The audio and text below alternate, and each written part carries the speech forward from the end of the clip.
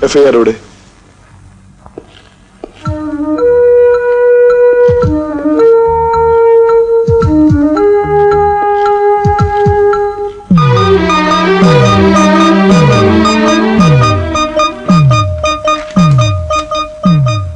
സ്റ്റേഷനിൽ വിവരം അറിയിച്ചാരാണ്? ഇവിടെ നിൽപ്പുണ്ട് സാർ. വിളിക്കൂ. നിങ്ങൾ? ഞാൻ ഔസേപ്പച്ചന് സണ്ണിലാണ് സാർ. എന്താ പേര്? ജോണി. വരൂ.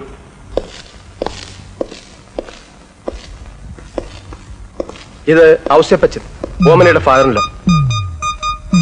സണ്ണി, ഓമനയുടെ ഭർത്താവ്. മിസ്റ്റർ നാരായണൻ, ഇവിടുത്തെ ഒരു സാമൂഹ്യ പ്രവർത്തകൻ. ടെറസിലേക്കുള്ള വഴി ഏതാണ്? ഇവിടെയാണ് സാർ.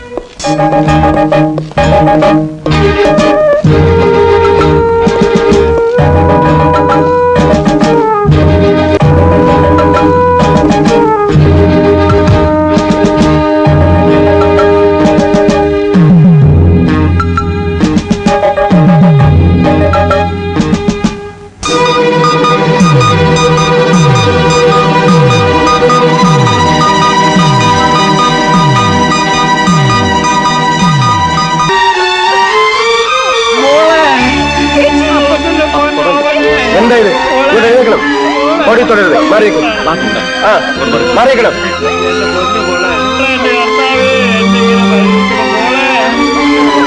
ഇവരൊക്കെ ആരാണ്? കുട്ടിയുടെ അപ്പനും സഹോദരിയുമാണ് സാർ. കാണിച്ചു കൊടുക്കും. DYSP അകത്തുണ്ട്.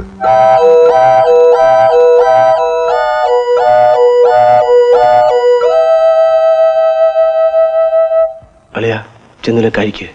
ഇച്ചയൻ മാന്നേ. എനിക്കൊന്നും വേണ്ട. സണ്ണി, താഴെ വിളിക്കുന്നു.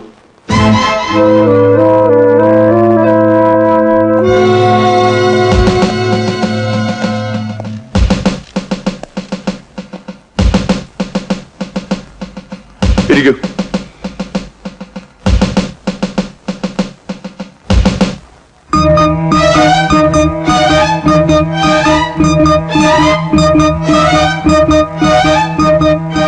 സണ്ണി വാച്ച് കെട്ടാറില്ലേ? ഇല്ല.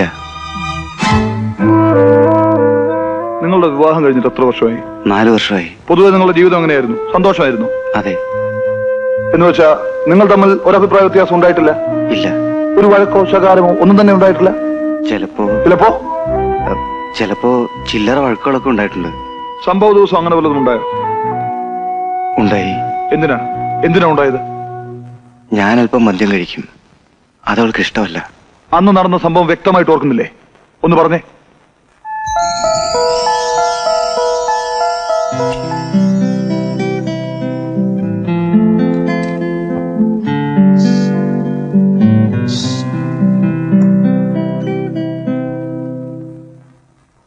എവിടെ പോവാ? എന്തുകൊണ്ടാ നടന്നിട്ട്? കുടിക്കാൻ പോവല്ലേ? അതെ. ഡോക്ടർ പറഞ്ഞിട്ടുള്ളതല്ലേ കുടിക്കരുതെന്ന്? ഡോക്ടർ അങ്ങനെ പലതും പറയും. കൈമാറ്റ്. കുടിക്കണമെങ്കിൽ ഇവിടെ ഇരുന്ന് കുടിച്ചോളൂ, പുറത്തു പോകരുത്. അതൊക്കെ ഞാൻ തീരുമാനിച്ചോളാം. നീ കൈമാറ്റ്. ഇല്ല, ഞാൻ പോകാൻ അനുവദിക്കില്ല. പിന്നെ അത് നീയല്ലേ തീരുമാനിക്കുന്നത്? മാറി ഇങ്ങോട്ട്.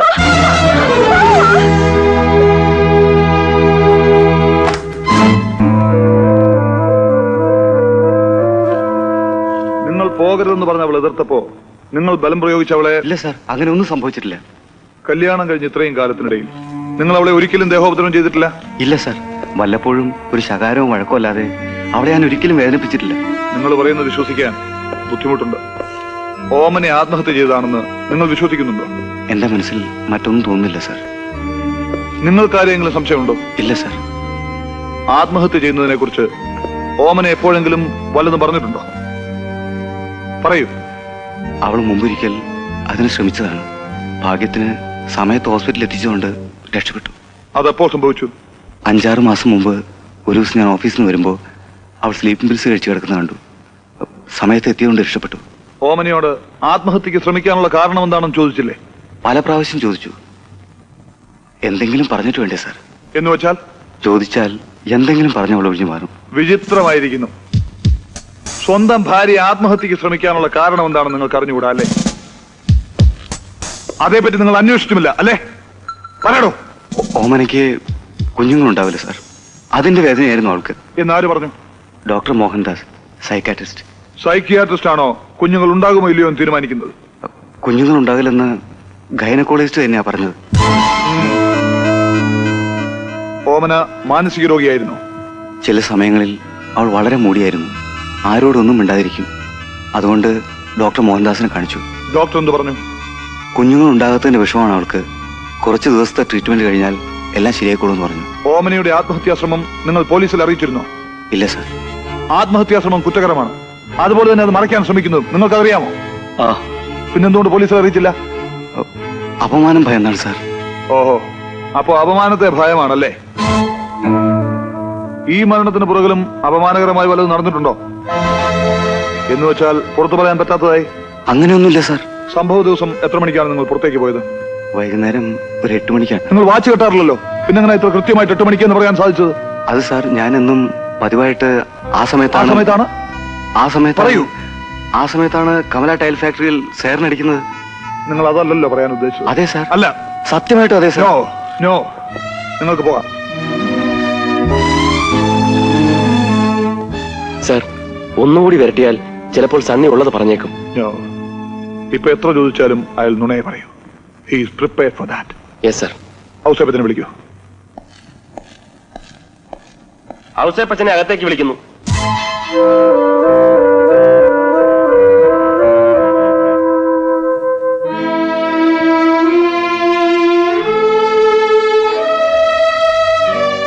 ഔസേപ്പച്ചൻ അന്ന് രാത്രി എത്ര മണിക്കാണ് വീട്ടിലെത്തിയത്?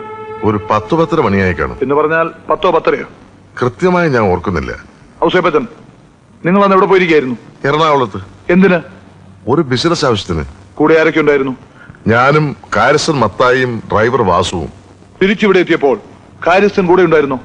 ഇല്ല, അയാളെ വീട്ടിൽ ഇറക്കിയിട്ടാ ഞാൻ വന്നത്. ഡെഡ് ബോഡി നിങ്ങളല്ലേ ആദ്യമായി കണ്ടത്? അതെ. അതൊന്ന് കൃത്യമായി വിശദീകരിക്കാമോ?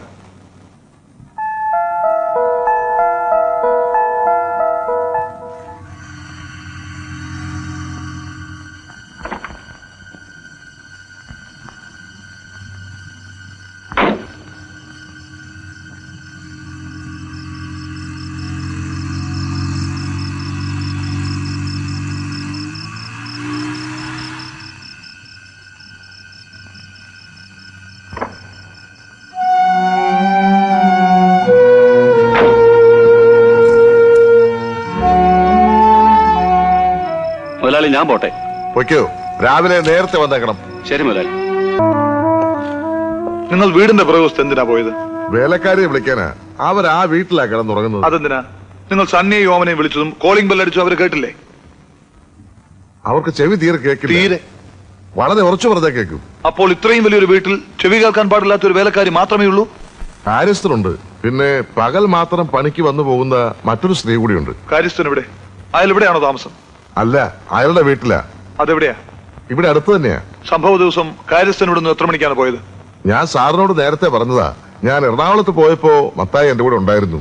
തിരിച്ചു വന്നപ്പോ ഞാൻ അയാളെ വീട്ടിൽ ഇറക്കുകയും ചെയ്തു. നിങ്ങൾ മദ്യപിക്കുമോ? ഉവ്വ്. സംഭവ ദിവസം സാമാന്യം നല്ലതുപോലെ മദ്യപിച്ചിരുന്നു അല്ലേ? ഇല്ല. ഡെഡ് ബോഡി നിങ്ങൾ കണ്ടപ്പോൾ ഡ്രൈവർ വാസു കൂടെ ഉണ്ടായിരുന്നോ? വാസു കാറിന്റെ താക്കോൽ തന്ന ഉടനെ വീട്ടിലേക്ക് പോയി. വാസു നിങ്ങളുടെ ഡ്രൈവർ മാത്രമല്ല, ഗുണ്ട കൂടിയല്ലേ? വാസു ഗുണ്ടയൊന്നുമല്ല. ഇവിടുത്തെ സ്റ്റേഷനിൽ അയാൾ അടിപിടി കൂടിയതിന്റെ പേരിൽ പല കേസുകളും ഉണ്ടല്ലോ. എനിക്കറിയില്ല സാർ. വാസു ആളെങ്ങനെയാ? ഒത്ത തടിയും പൊക്കമുള്ള ആളാണോ? ആ, എന്ന് വെച്ചാൽ ആവശ്യമാണെങ്കിൽ ഒരാളെ പൊക്കിയെടുത്തെറിയാൻ തക്ക ആരോഗ്യമുണ്ടെന്ന് അർത്ഥം അല്ലേ? എനിക്കറിയില്ല സാർ. ഡെഡ് ബോഡി കണ്ടതിന് ശേഷം നിങ്ങൾ എന്ത് ചെയ്തു? ഞാൻ വേലക്കാരിയെ വിളിച്ചുണർത്തി. അവർ പെട്ടെന്ന് എഴുന്നേറ്റോ? ഇല്ല, കുറെ പ്രാവശ്യം വിളിച്ചു. അവർക്ക് ചെവി കേൾക്കില്ലല്ലോ സാർ. വേലക്കാരി കഥകു തുറന്നു, നിങ്ങൾ വീട്ടിനുള്ളിലേക്ക് കയറി. പിന്നെന്ത് ചെയ്തു? ഞാൻ സണ്ണിയെ തിരക്കി. ഇല്ലെന്നറിഞ്ഞപ്പോൾ ജോണിക്ക് ഫോൺ ചെയ്തു. സണ്ണി ജോണിയുടെ കൂടെ ഉണ്ടാകുമെന്ന് കൃത്യമായിട്ട് എങ്ങനെ അറിയാം? ജോണി എന്റെ മരുമകനാണ് സാർ. അവൻ അവിടെ അല്ലാതെ മറ്റെങ്ങും പോവില്ല. നിങ്ങൾക്ക് പോകാം.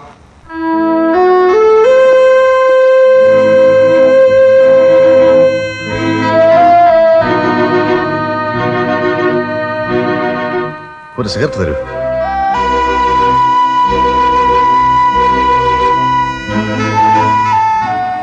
ആനന്ദനാ വിറയ്ക്കുന്നേ, ധൈര്യമായിരിക്കേ. എന്താ പേര്? എന്താ പേരെന്ന്? എന്താ പേരെന്ന്? പേരോ? കർത്താവ് തമ്പുരാൻ മിശിഹായുടെ അമ്മയുടെ പേരാ എനിക്ക്. മേരി. ഇവിടെ വന്നിട്ട് എത്ര വർഷമായി? വയസ്സോ? 99 വെള്ളപ്പൊക്കത്തിന് ഞാൻ ഉണ്ടായെന്നാ അച്ചായൻ പറഞ്ഞത്. അല്ലയോ സാറേ? ഇവിടെ വന്നിട്ട് എത്ര വർഷം? വേണ്ട, അലക്സ്. നോ. ഈ വീട്ടിലെ സണ്ണിയും മരിച്ചുപോയ ഓമനയും തമ്മിൽ എങ്ങനെയായിരുന്നു? ഇവിടുത്തെ സണ്ണിയും ഓമനയും തമ്മിൽ എങ്ങനെയായിരുന്നെന്ന് എനിക്ക് കേക്കാം. തൊള്ള തുറക്കണ്ട. ഞാൻ അത്ര പൊട്ടിയൊന്നുമല്ല. എന്നാ പറഞ്ഞല്ലേ, മരിച്ചുപോയ ഓമനയും സണ്ണിയും തമ്മിൽ എങ്ങനെയായിരുന്നു? അയ്യോ, പത്തരമാറ്റ് തങ്കമല്ലായിരുന്നോ ഓമന കുഞ്ഞ്? പെറ്റ തള്ളയെ പോലാ എന്നോട് പെരുമാറിയിരുന്നത്. ഏതും തോട്ടത്തിൽ ഔവയ്ക്ക് തോന്നിപ്പിച്ചതുപോലല്ലേ ചെയ്താൻ ഓമന കുഞ്ഞിന്റെ ബുദ്ധിക്കും തോന്നിപ്പിച്ചത് ഈ കെട്ടിടത്തിന്റെ മണ്ടയിൽ നിർത്തി ചാടാൻ. ഓമന കുഞ്ഞു മരിച്ചു എന്നറിഞ്ഞതിന് ശേഷം നേരത്തോട് നേരം കഴിഞ്ഞ ഒരു പറ്റ് കഞ്ഞി പോലും ഞാൻ കുടിച്ചത്. എല്ലാ മാസവും മോലാളി തരുന്നത് കൂടാതെ 25 രൂപ വെച്ച ഓമന കുഞ്ഞ് എനിക്ക് തരുന്നത്. ഇനിയിപ്പോ ആരാ എനിക്ക് ആ കാശ് തരുന്നത്? ഓതല്ലേ അകത്ത്.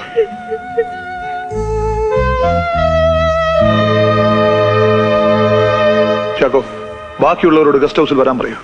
Yes sir. Mister Alex, sit down. Sir. മുതലാളി എന്നോട് പറയാൻ പറഞ്ഞതുപോലൊക്കെ ഞാൻ പറഞ്ഞിട്ടുണ്ട്. ആ തള്ള വയ്ക്കൂ.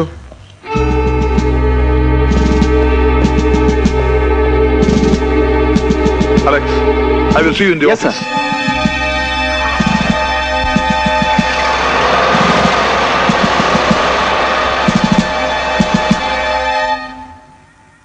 ഞാൻ അന്വേഷിച്ചപ്പോ അറിഞ്ഞത് ഈ ഡിവൈഎസ്പി വർമ്മ ഒരു നല്ല മനുഷ്യനാണെന്ന്. പല പ്രമാദമായ കേസുകളും തെളിയിച്ചിട്ടുള്ള ആളാണ്. ശങ്കരേട്ടനെ അറിഞ്ഞുടഞ്ഞിട്ടാണ്. അവസരപ്പച്ചന് പണമുണ്ട്, സ്വാധീനമുണ്ട്, ആൾബലമുണ്ട്. ആരെ വേണമെങ്കിലും വിലയ്ക്ക് വാങ്ങിക്കും. അല്ല, അതിനിപ്പോ നമ്മളെ കൊണ്ട് എന്ത് ചെയ്യാൻ കഴിയും? നമ്മുടെ നിവേദനം വർമ്മയെ നേരിട്ട് ഏൽപ്പിക്കണം. അതിന്റെ പകർപ്പ് IG-ക്കും ഹോം മിനിസ്റ്റർക്കും അയക്കണം. വേണമെങ്കിൽ ഒരു കോപ്പി പത്രക്കാർക്ക് അയച്ചേക്കാം. പത്രത്തിൽ വന്നോട്ടെ. പത്രത്തിൽ വന്നു കഴിഞ്ഞു. ഇന്നത്തെ പത്രത്തിലും ഉണ്ടായിരുന്നു. തോമാച്ച, അങ്ങനെയാണെങ്കിൽ നാളെ നമുക്ക് ഡിവൈഎസ്പിയെ കണ്ട് ഒരു നിവേദനം കൊടുക്കാം.